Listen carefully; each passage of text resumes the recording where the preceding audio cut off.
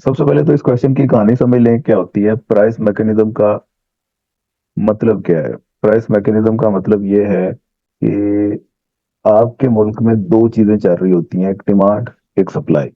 Demand और supply की मदद से ही हमेशा प्राइस डिटरमिन की जाती है।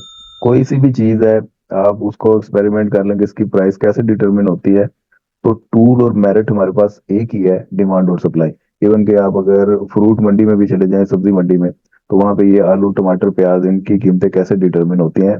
तो वहां पे भी डिमांड और सप्लाई बोलियां लगती हैं। एक तरफ बोलता है जी मैंने इतने का बेचना है, दूसरी तरफ कहता है जी मैंने इतने का खरीदना है।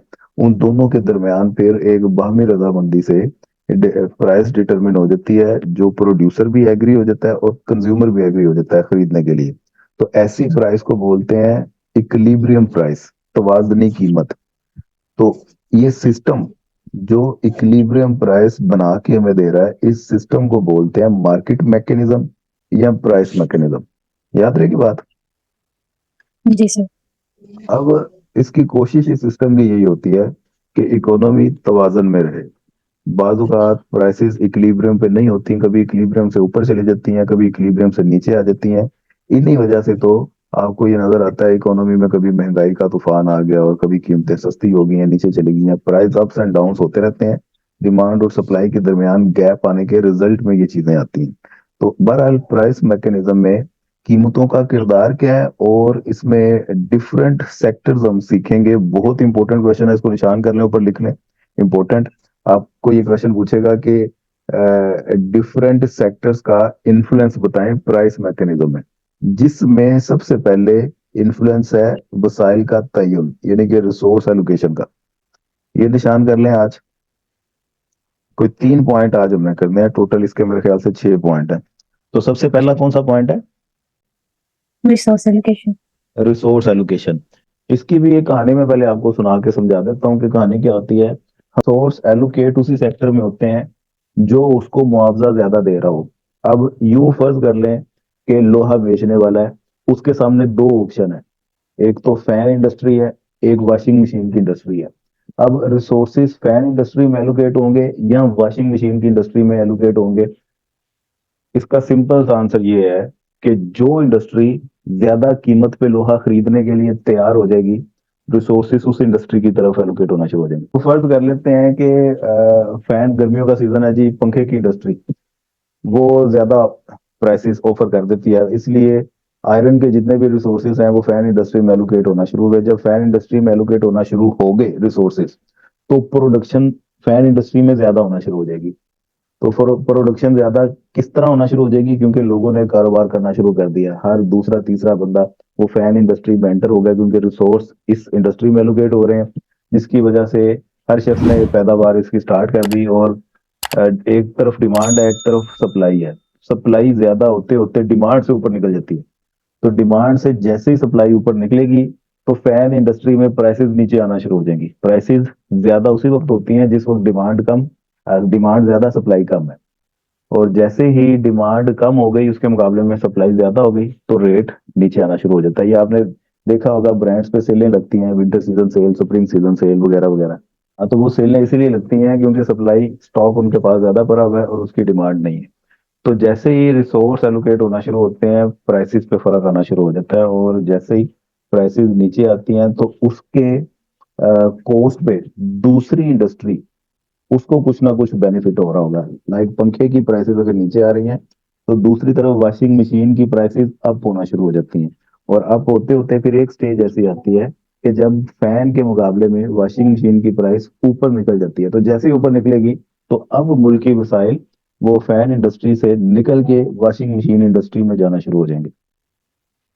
इस तरह एक इकोनॉमी में एक इंडस्ट्री से रिसोर्सेज निकल के दूसरी इंडस्ट्री में जाते हैं, दूसरी से निकल के तीसरी में जाते हैं, तीसरी से चौथी में जाते हैं, और ये इसी तरह सर्कुलेट करते रहते हैं। जो प्राइसेस ज्यादा पे करता है उस इंडस्ट्री में रिसोर्सेज एलोकेट होना शुरू हो जाते हैं, और जो कम पे करता है उससे निकलना शुरू हो जाते हैं। यही फंडा है सारा। आसान सा फंडा है, मेरा ख्याल सभी को समझ आ गया होगा। तो ये रिसोर्सेज जो मैंने आपको बताए, ये दो तरह के होते हैं, एक नेचुरल होते हैं, एक इंसानों के अपने बनाए हुए होते हैं। इंसानों के अपने बनाए हुए कौन से हो सकते हैं? ये जितनी भी आपको मशीनें नजर आती हैं, और इसमें आपकी ये नहरें हैं, बिजली घर, ये सड़की निज़ाम, आपका रेलवे का निज़ाम, ये सारे इंसानों के अपने बनाए हुए हैं। ये हो गए आपके मसनूई ज़राए। और जो कुदरती ज़राए हैं वो उसमें ज़मीनें, वादियाँ, जंगलात, समुंदर, पहाड़ वगैरह वगैरह। तो ये दो तरह के ज़राए होते हैं। बहरहाल जितने तरह के भी हैं, इन्होंने एलोकेट इसी कंडीशन पे होना है जो उनको प्राइसेस ज़्यादा ऑफर करेंगे। तो ये हो गए जी आपके मादी ज़राए। और कुछ गैर मादी ज़राए भी होते हैं। गैर मादी ज़राए में आपकी सर्विसेज आ जाती हैं। सर्विसेज समझते हैं किसे कहते हैं? अब एक टीचर है, वो एक स्टूडेंट को पढ़ा रहा है, वो उसको फीस अच्छी पे कर रहा है, दूसरे को वो नहीं पढ़ा रहा। उसको उसने रिफ्यूज कर दिया जो उसको अच्छी फीस पे नहीं कर रहा है। इसका मतलब है ये सर्विसेज भी या गैर मादी ज़राए भी उसी जगह पे एलोकेट होंगे जो उनको मुआवजा अच्छा पे करते हैं। ये हो गया जी वसाइल के तयन पे। ये सारा आपने पढ़ लेना है, ये आपको आसानी से ओके सर। चला समझ लग जाएगी बात। आगे क्या वसाइल के बेहतरीन तयन में कीमतों की मकानियत नाकाम रहती है, ये काट दें। इसके बाद आ जाए दूसरे पॉइंट पे, इन्वेस्टमेंट डायरेक्शन, सरमायाकारी का रुख। अच्छा, सरमायाकारी का रुख, सरमाया का इन्वेस्टमेंट डायरेक्शन। ये जी इन्वेस्टमेंट का पहले तो मतलब आप समझ लें, बैंक से आपने लोन लिया इन्वेस्टमेंट पर्पज के लिए। अब मैंने कोई कारोबार स्टार्ट करना, मेरे पास पैसा नहीं है, मैं बैंक में जाऊंगा, उसके जाके मिन्नत तरला करूंगा कि आपकी मेहरबानी मुझे ये थोड़े से पैसे उधार दे दें, मैंने कारोबार स्टार्ट करना है। तो वो बैंक वाला मुझे ऐसे ही उधार नहीं देगा, बल्कि उसके ऊपर इंटरेस्ट चार्ज करेगा। ये ऐसे ही दे देगा, कोई बात नहीं भी, आपका ब्याज अच्छा, आप ले जाए, आप हमारे मलेदार है, ले जाए, 1 लाख लेके जाए, 1 लाख ही वापस करना है। ऐसा होता है कभी? वो अगर ऐसा हो तो फिर बैंक सिस्टम ही बंद हो जाए। उन्होंने अपना कुछ ना कुछ प्रॉफिट रखना होता है। इस वजह से आपने जब भी लोन लेना है, आपने देखना है कि इंटरेस्ट कितना चल रहा है, और आपने वो लोन लेके जो पैसा इन्वेस्टमेंट में लगाना है, जो कारोबार स्टार्ट करना है, उससे आपको प्रॉफिट कितना होगा, ये दो चीजें ध्यान में रखेंगे। मैंने बैंक वालों को वापस पे बैक कितना करना है, और मुझे उधर से प्रॉफिट कितना होना है। अगर तो प्रॉफिट ज्यादा हो रहा है आपको और बैंक वालों ने इंटरेस्ट कम रखा हुआ है, तो फिर तो क्या ख्याल है, आप सरमायाकारी करेंगे, लोन ले लेंगे, डील डन है, फिर तो ऐसे ही है ना। जी सर। लेकिन अगर आपको उतनी प्रॉफिट ही नहीं हो रही जितना बैंक वाले आपसे इंटरेस्ट चार्ज कर रहे हैं, फर्ज करें जी बैंक वाले कहते हैं कि 20% आपने हमें पे करना है। आप कहेंगे अच्छा जी 1 लाख अगर आपसे लेना है तो 1,20,000 आपको पे बैक करना है। तो यही मैं 1 लाख रुपए अगर कारोबार में लगाता हूँ तो उधर से मुझे प्रॉफिट 10,000 हो रहा है, तो मुनाफा कम हो रहा है, आपने पे ज्यादा करना है, तो फिर सरमायाकारी बंद हो जाएगी। तो सरमायाकारी भी एक मुल्क में उस वक्त तक होती रहती है जब तक लोगों का जो मुतवक्का आमदन है, एक्सपेक्टेड प्रॉफिट, वो हाई रहती है, और बैंक का इंटरेस्ट रेट लो रहता है। और उस वक्त तक सरमायाकारी होती रहती है जब तक ये दोनों चीजें बराबर नहीं हो जाती। जैसे ही इंटरेस्ट रेट हाई हुआ, आपकी एक्सपेक्टेड प्रॉफिट नीचे आई, तो सरमायाकारी रुक जाती है। ये सीधी सी बात है, सभी को समझ लगी होगी। नंबर 3 पे आते हैं जी हम, फनून पैदाइश, प्रोडक्शन टेक्निक। प्रोडक्शन टेक्निक ये दो तरह की ही होती हैं। एक तो लेबर इंटेंसिव, जिसे जाज़िब मेहनत टेक्निक कहते हैं। एक कैपिटल इंटेंसिव, जिसे जाज़िब सरमाया। अब जाज़िब मेहनत, उसका क्या मतलब है? ऐसी प्रोडक्ट जिसे बनाने में लेबर ज्यादा लग रही है, वो लेबर इंटेंसिव हो गई। कुछ ऐसी चीजें भी होती हैं जिन्हें बनाने में कैपिटल ज्यादा लगता है, उसे कैपिटल इंटेंसिव कहते हैं। नेचर ऑफ प्रोडक्ट्स होती हैं। एक काम को बनाने के दो तरीके हैं। अब दर्जी ने सूट सीना है, उसके बाद दो ऑप्शन है। या तो उसके पास, वो पहले जमाने में वो हाथ से दस्ती वो घुमाते थे, टक टक टक टक टक टक टक टक टक टक टक टक, उससे सूट सिया जाता था। बाद में फिर मशीनें आ गई, वो उन्होंने जनाब अपने पाँव के नीचे वो मोटर रखी होती है, गर उसको दबाते हैं तो वो सूट से तैयार हो जाता है। एक लेबर इंटेंसिव हो गया, एक कैपिटल इंटेंसिव हो गया। जो लोग मोटर को अफोर्ड कर सकते थे, उन्होंने तो अपनी सिलाई मशीन के साथ मोटरें अटैच की और काम को अपना स्पीड अप कर लिया। जो लोग मोटर को अफोर्ड नहीं कर सकते थे, पैसे की जिनके पास किल्लत थी, वो वही हाथ से वो गिरने वाला टक टक टक टक टक टक टोका चल रहा है जी, तो सूट सीता जा रहा है। वो पूरे एक दिन में एक आधा सूट ही सीते हैं बेचारे, एक दो। और जिनके पास वो मोटर है, वो 4-5 भी सी लेते हैं। तो सारी बात आगे खत्म होती है, आपके पास रिसोर्सेज, आपको टेक्निक कौन सी सस्ती पड़ रही है। अगर तो लेबर इंटेंसिव सस्ती पड़ रही है, तो आप अपने प्रोडक्ट को लेबर इंटेंसिव के साथ तैयार करना शुरू कर देंगे। अगर कैपिटल इंटेंसिव सस्ती पड़ रही है, तो आप कैपिटल के साथ तैयार शुरू कर देंगे करना। दो तरह के नेशन होते हैं, एक डेवलपिंग, एक डेवलप।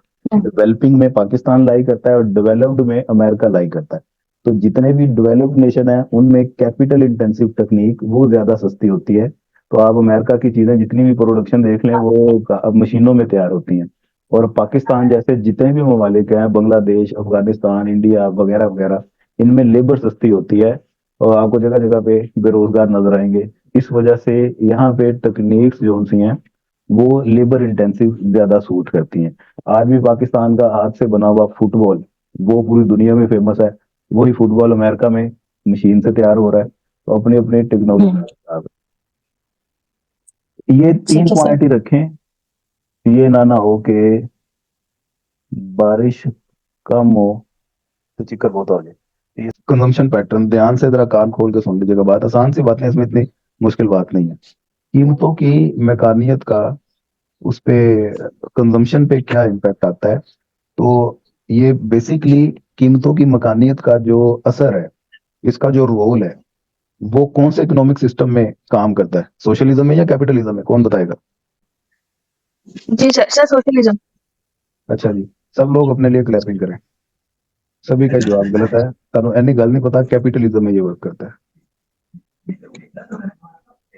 जी मेरा तो ठीक है ये सीरीज। एक बच्चे ने ठीक जवाब दिया है, बाकी सभी का ही गलत है। और हमारे टीचर हमें कहते होते थे मेजोरिटी इज रॉन्ग। जहां पे देखिए लोग एक ही जवाब दे रहे हैं, समझो वो गलत है। जी पहली लाइन के अंदर भी लिखा हुआ है, पहली लाइन के अंदर। वो इतनी अकल हो तो और चाहिए क्या? कॉमन सेंस नाम की भी कोई चीज बंदा अगर इस्तेमाल करे ना, तो उससे भी समझ आ जाती है। सोशलिज्म में तमाम फैसले हुकूमत करती है, और कैपिटलिज्म में सरमायादाराना निजाम में हुकूमत होती नहीं है, उसमें तलब और रसद की मदद से फैसले किए जाते हैं। तो इसका मतलब है प्राइस मैकेनिज्म का सिस्टम कैपिटलिज्म में चलता है, सोशलिज्म में तो चलता ही नहीं है। तो ये हम प्राइस मैकेनिज्म का जो सारा सिस्टम कर रहे हैं, ये बेसिकली कैपिटलिज्म की कैरेक्टरिस्टिक्स को ही हम डिस्कस कर रहे हैं। कैपिटलिज्म के अंदर सिस्टम किस तरह से वर्क करता है। अब कैपिटलिज्म में ही हमने ये सीखा कि कंज्यूमर के पास सुप्रीम पावर है। प्रोड्यूसर्स वो बाउंड है डिमांड जिस चीज की आएगी उसे ही प्रोड्यूस करने के लिए। तो अल्टीमेटली सुप्रीम पावर जो सी है इकोनॉमी की, वो कंज्यूमर के पास है। वो जिस चीज की डिमांड करेंगे उस चीज की प्रोडक्शन होना शुरू हो जाएगी, जिस चीज की डिमांड नहीं करेंगे उस चीज की प्रोडक्शन बंद हो जाएगी। तो यहाँ पे कंजम्पशन को देखते हुए रिसोर्सेज ने एलोकेशन करनी है अपनी। तो जिस चीज की डिमांड ज्यादा, रिसोर्स उसी सेक्टर में एलोकेट होना शुरू होंगे। जिस तरह कल मैंने एग्जांपल दी थी एक फैन की, एक वॉशिंग मशीन की, तो अगर तो फैन की डिमांड ज्यादा थी तो रिसोर्स फैन इंडस्ट्री की तरफ एलोकेट होना शुरू हो गए। जिसकी डिमांड ज्यादा होती है वही फिर प्राइसेस अपनी हाई रखता है। समझ लग रही है बात? जी सर। हाँ, तो ये बात आपने आज के बाद याद रखनी है। आगे एक फार्मूला भी लिखा हुआ है, आगे जाके जो नया चैप्टर हम स्टार्ट करेंगे उसमें ये सारी चीजें डिटेल में आपको समझ आएंगी। मुख्ततम अफादा, मार्जिनल यूटिलिटी की सर ये अफादा क्या होता है? हाँ, तो इंग्लिश में क्या कहते हैं इसको? यूटिलिटी। तो यूटिलिटी और प्राइसेस को कैसे कंपेयर किया जाता है, इसका यूं समझ लें कि एक प्रोडक्ट से मिलने वाला फायदा से आपको फायदा कितना होगा। अगर तो फायदा ज्यादा है, कीमत उसके मुकाबले में आपको कम लग रही होगी, फिर ही आप वो चीज खरीदेंगे। अगर आपको कीमत बहुत ज्यादा लग रही होगी और उससे मिलने वाला फायदा आपको निस्बतन कम लग रहा होगा, फिर आप चीज नहीं खरीदेंगे। तो ये एक रूल होता है। पर आसान सी जबान में आपने यही कह देना है कि जिस चीज की डिमांड होती है इकोनॉमी में, रिसोर्सेज उसी तरफ यूटिलाइज होना और पैदावार उन्हीं चीजों की होना शुरू हो जाती है। कंजम्पशन पैटर्न के बाद ओके। तजारत खारजा, फॉरेन ट्रेड, बहुत सिंपल और आसान बात है। मैंने एक चीज पैदा की, फर्ज कर लें लैपटॉप प्रोड्यूस किया, मेरे पास लैपटॉप है, मैंने बेचना है।